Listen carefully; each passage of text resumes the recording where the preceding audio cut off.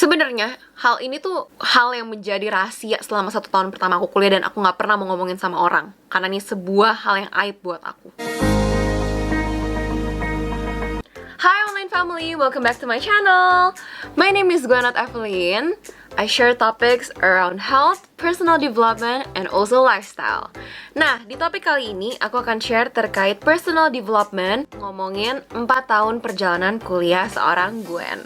Topik ini akan aku bagi menjadi 5 episode. Episode yang pertama adalah video yang lagi kalian tonton sekarang. Ini lebih ke overview perjalanan kuliahku selama 4 tahun tuh kayak gimana sih. Aku awalnya sebagai siswa seperti apa dan berakhir sebagai mahasiswa seperti apa. Episode 2-5 akan nge-breakdown year per year-nya aku ngapain sih, aktivitasnya apa, kayak misalkan panitia apa, organisasi apa, IPK aku dulu berapa, nanti aku coba deh cari datanya, ada nggak ya? Dan aku ngapain untuk menuju hal tersebut. Tujuan aku buat episode ini adalah untuk membawa kalian berjalan bersama aku melewati tahun pertama, kedua, ketiga, dan keempat pada masa high and also my low during kuliah. Harapan aku, episode ini bisa jadi berkat untuk kalian untuk tahu nih apa aja sih kesempatan yang ada di depan mata kalian sebagai seorang mahasiswa, serta bisa memetik sebuah pelajaran yang berharga dari apa yang aku jalanin. Ambil yang bagus dan sesuai sama kalian, dan tinggalin yang gak relevan dan gak baik, oke? Karena aku yakin kalau kita mau jadi versi terbaik dari diri kita harus lakuin 3 hal. Yang pertama, kita harus kenali diri kita dan juga faktor eksternal di sekitar kita. Maksudnya apa? Yang pertama, kita harus kenal kita itu siapa sih, kekuatan kita apa, kelemahan kita apa, pengalaman kita apa, kompetensi kita apa, dan segala macam tentang diri kalian. Sehingga kalian bisa tahu nih apa sih yang kalian pengen kembangin. Yang kedua, kalian harus juga bisa ngeliat external factor, kayak opportunity apa yang ada di luar, di tempat sekitar kalian yang terdekat, sehingga kalian bisa mengambil opportunity tersebut, serta kalian bisa menuangkan kekuatan kalian, kreativitas kalian, dan pengalaman kalian ke dalam opportunity tersebut. Yang kedua, kita juga bisa belajar dari orang lain. Nah, di sini aku berharap banget kita semua bisa sama-sama belajar ketika melihat kesuksesan seseorang atau ketika ngelihat posisi orang udah di atas, kita tuh nggak langsung kayak, dia mah enak, soalnya dia kan datang dari keluarga bla bla bla. Dia mah enak, dia mah lahirnya pintar gitu kan. Tetapi justru kita harus mengubah cara pandang kita, malah kita ketika melihat mereka, mereka udah sukses ya, mereka udah berkembang jadi lebih baik ya, gimana sih caranya? Jadi kita ulik perjalanan dia melewati tahapan dalam kehidupan dia. Dengan begitu, kita jadi bisa belajar apa sih yang kita bisa petik dari pengalaman hidup dia, sehingga kita bisa implementasiin juga di dalam kehidupan kita. Ini gak berarti kamu harus jadi sama seperti orang tersebut. Enggak, karena aku yakin semua orang itu unik. Yang bisa kita lakukan adalah mengambil karakter dan juga hal-hal baik dari orang tersebut yang kita bisa bawa ke dalam hidup kita dan kita lakukan dalam kehidupan sehari-hari. Dan yang ketiga, ini gak kalah penting, yaitu just do it. Kalau kamu udah belajar banyak hal, kamu tahu banyak hal, tapi kamu gak implementasiin, buat apa? Hari ini aku mau kasih overview perjalanan aku dari seseorang yang ketolak tes Prasmul sampai lulus menjadi lulusan terbaik dan valedictorian. Well, di sini aku juga nggak mau GR. Aku nggak tahu juga seberapa banyak yang akan penasaran sama perjalanan ini.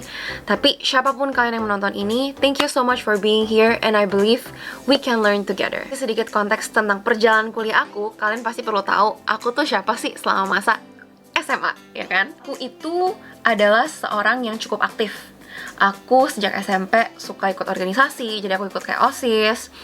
Terus ketika SMA, aku juga waktu itu jadi ketua OSIS. Nah, selain aku suka organisasi, aku juga suka ngelakuin ekstrakurikuler, kayak contohnya all around sports. I love futsal. Aku main basket, tapi waktu itu kayak gak bisa. Terus kayak malah sukanya nge-fault orang. Gara-gara kan agak perbedaan ya. Kalau misalnya main futsal sama basket, futsal kan kita bisa kayak mepetin gitu kan, asal kita gak nyengkat orangnya, gak nendang dengkul dan segala macem, atau kayak tulang kering. Tapi kalau basket tuh kayak kita senggol tangannya aja kena gitu, dia kayak fault gitu. Anyway, back to the topic again. Kalau ngomongin akademis, I can say I'm not the brightest student. Teman-teman aku ada yang jauh lebih pintar, tapi aku bisa cukup bilang bahwa aku lumayan rajin anaknya. Jadi aku lumayan bergantung pada kerajinan aku gitu loh. Kayak ya udah aku nyatat pas kelas, Abis itu pas mau ujian ya udah aku baca lagi, run through and everything, aku yang hafalin, aku tanya teman gitu kan ya. Nah, karena hal-hal tersebut, aku bisa dibilang cukup dicap sebagai kayak anak yang berprestasi dan juga pinter gitu lah ya, tanda kutipnya gitu kayak dia mah. Long story short, tahun 2014 akhir kita kan mau transisi dari SMA ke kuliah. Nah, itu kalau nggak salah tuh bulan Oktober atau November 2014, dimana tes gelombang 1 Prasmu tuh buka. Dimana Prasmu saat itu lumayan menjadi kampus yang cukup diomongin banyak orang dan orang tua kalau oh ini kampus bisnis yang nggak cuma teori doang tapi banyak prakteknya. Intinya bagus gitu lah ya. Terus kayak itu kan dibangun sama para pembisnis gitu. Ya udah, long story short, akhirnya aku dan teman-teman aku kayaknya ada sekitaran di bawah 10 orang sih. Tapi untuk sekolah aku yang size sangat kecil, kita tuh cuma kayak 40 sampai 45 orang gitu guys, satu angkatan. Kebayang ya seberapa kecilnya? Kita ngelakuin tes Prasmo karena itu juga dekat sama sekolah kita kan. Ya udah, kita cari tahu tes Prasmo tuh kayak gimana. Salah satunya tuh psikotes. Aku tuh udah beli buku di Gramet, terus aku kayak latihan gitu kan ya, karena aku ya terbiasa untuk kayak aku tuh harus tahu sesuatu dulu lah sebelum aku masuk ke medan perang gitu kan, kurang lebihnya. Ya udah, aku latihan and everything. Datanglah hari H, kita ujian, udah. Terus fast forward, udah nih masuk hari dimana hari itu adalah pengumuman tes gelombang pertama. Ini posisinya lagi di kelas, udah keluar nih hasil tes Prasmo. Habis itu aku cek, you know what? Gak ada nama aku sama sekali. How I feel that day, at that moment, adalah rasa malu, kecewa, dan merasa gagal. Kenapa? Karena ya first, aku ngerasa ada ekspektasi sekitar kayak oh ini anak pintar segala macem, pasti lah lulus. Karena pernah ada juga ngomong ke aku kayak alah gue yang ngomong tenang aja pasti lulus gitu kan. It gives a pressure to me and a expectation to my own self bahwa untuk gue dianggap sebagai gue emang pintar berperforma, gue harus lulus dong gitu kan. Apalagi gue udah latihan juga. Kucuk-kucuk datanglah tambahan juga temenku yang aku tahu dia nggak latihan, karena dia cuma iseng doang, penasaran, dia pengen tahu kemampuan dia. Terus dia kayak, iya, ya ampun gue lulus bla bla bla bla gitu kan. Padahal maksudnya nggak gitu pengen.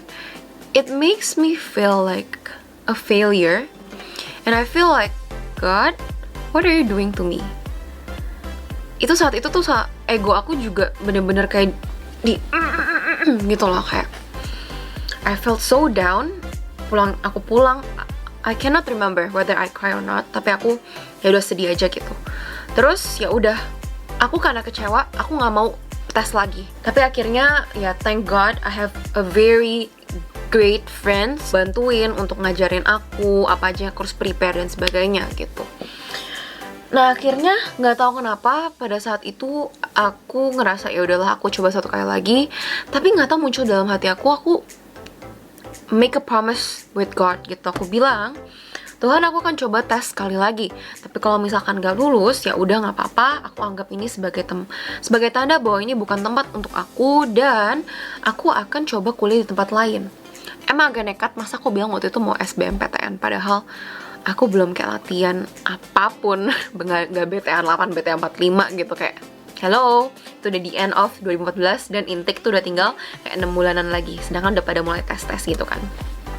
Ya udah akhirnya aku cuma mikir kalau nggak lulus pun ya udahlah paling ambil kursus-kursus aja, kursus kecantikan, kursus public speaking, I don't know, certification gitu. Walaupun dalam hati sebenarnya takut, tapi udah I walk through it. Even like a day before the test, itu tanggal 7 Desember 2014, anehnya tanggal 6 ya ada aja kejadian. Masa depan rumah aku, kita udah nyampe di teras rumah, itu rumah aku tuh baru dibenerin pintunya, terus tiba-tiba rusak guys. Itu udah malam, terus aku kayak duduk di teras sama keluarga aku, so kayak dalam hati, astaga ini besok gue jam 7 pagi harus udah nyampe Prasmo, ini udah jam 10-11 malam, piye? Ini kan maksudnya gue udah buat perjanjian sama Tuhan, kayak Tuhan aku cuma mau sekali lagi. Udah aku udah kayak berserah. Berapa lama kemudian, sejam kemudian bisa masuk, baca-baca buku psikotes bentar, I pray, I surrender, I sleep. The next day everything tes bla bla bla bla. Udah, minggu depannya keluar pengumuman. Yang ngecek itu ternyata teman aku, bukan aku. Jadi dia ngechat aku, tahu dari temanku. Gue nama lo ada di screenshot kan. Aku kayak kaget. Terus aku buru-buru buka websitenya, then I saw my name there. I was just like, itu aku inget banget, aku lagi di Kepulauan Seribu, lagi liburan sama teman-teman aku. Terus itu di kamar aku cuma kayak, Tuhan Yesus terima kasih. Terus aku lupa aku ngomong apa lagi. Dia kayak, ya Oke, sebenarnya hal ini tuh hal yang menjadi rahasia selama 1 tahun pertama aku kuliah, dan aku nggak pernah mau ngomongin sama orang karena ini sebuah hal yang aib buat aku. Tapi sesudah aku berdamai dengan diri sendiri dan aku tahu kebenaran yang ada, aku ngerasa bahwa cerita ini bisa menjadi cerita harapan untuk orang-orang yang ngerasa dirinya tuh bukan apa-apa, atau dia ngerasa dia udah gagal, atau dia ngerasa kayak dia paling terkecil di antara terkecil. Nah, itu keluarlah tanggal 13 Desember ada nama aku. Abis itu ya udah, kayak aku akhirnya dikirimin surat. Sampai sekarang aku masih simpen, guys. Aku kasih buktinya ya. Ini surat dari Prasmo, udah sampai kayak robek-robek gini. Di dalamnya ada surat bertulisan, kelihatan gak? I hope you guys can see. Ya, ada nama aku, lulusan berapa, nah ya biaya-biayanya gitu, guys.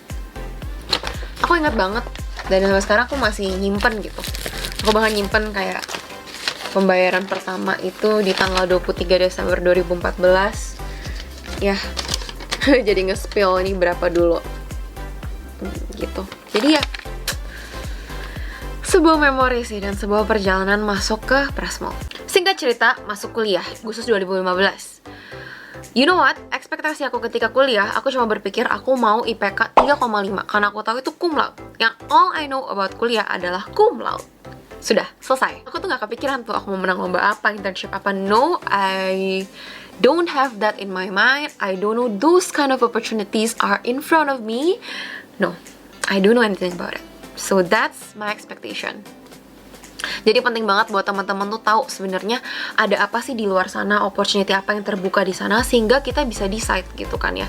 Karena we will decide based on what we know, and that's why we keep on seeking and seeking. Lalu datanglah hari dimana waktu itu masih semester 1, kita masih kayak ada kelas permentoran, dimana kita disuruh isi satu kertas. Pokoknya isinya itu kayak ada 7 mata kuliah semester 1, dan kamu tuh mau target grade-nya berapa, A, B, B, dan so on and so on. Akhirnya menghasilkan angka target IPK kamu semester 1.